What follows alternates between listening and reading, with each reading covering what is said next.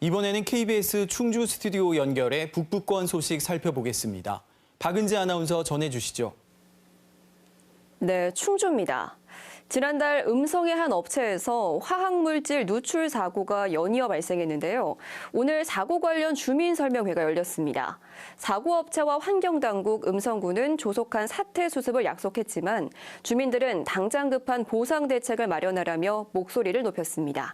천춘한 기자입니다.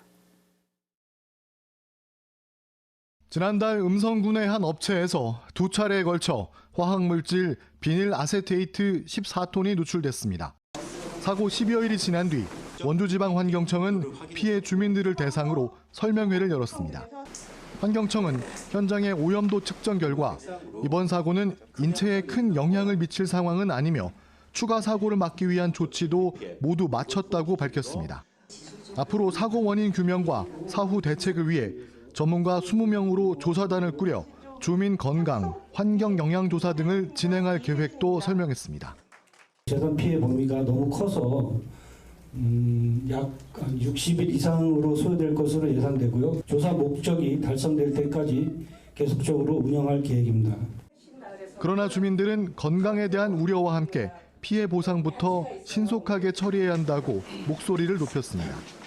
이제면은 피해 보상이 우선적으로 따라줘야 되고 빨리 전수조사를 해서 그거에 대한 대비책도 세워야 되는데 음성군은 코앞에 닥친 김장 준비를 비롯해 일상 회복을 위해 다양한 지원을 서두르겠다고 밝혔습니다.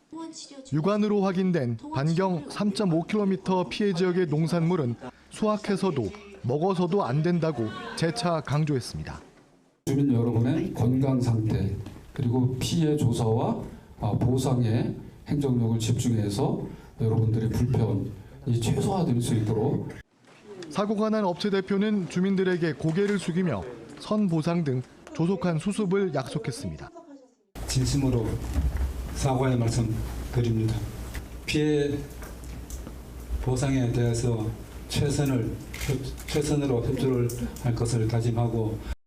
한편 이번 누출 사고로 현재까지 2명이 입원하는 등 99명이 치료를 받은 가운데 농작물 피해는 80.6헥타르로 집계되고 있습니다. KBS 뉴스 천춘환입니다. 다음 소식입니다.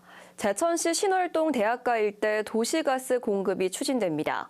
제천시는 이달 말 신월동 400여 세대 아파트를 시작으로 세명대학교와 주변 원룸 600여 세대 등의 LPG를 2027년까지 순차적으로 도시가스로 전환한다고 밝혔습니다. 이번 사업은 소멸지역 청년층의 정주 여건을 개선하기 위해서 충청북도와 제천시, 충청에너지서비스 등이 함께 추진합니다. 지난해 말 기준 제천 지역 전체 도시가스 보급률은 56.5%입니다. 제천시는 공공배달앱 배달모아의 지난달 매출이 4억 7천만 원, 주문 건수는 19,000여 건으로 역대 최고를 기록했다고 밝혔습니다. 또 2021년 3월 서비스 시작 이후 누적 매출액도 지난달 100억 원을 넘어선 것으로 집계됐습니다. 제천시는 다양한 할인 행사와 함께 지난달부터 무료 배달 가맹점에 배달비를 지원하기 시작한 게 효과를 본 것으로 분석했습니다. 음성군이 음성읍 목골 자연재해 위험 개선지구 정비 사업을 마무리했습니다.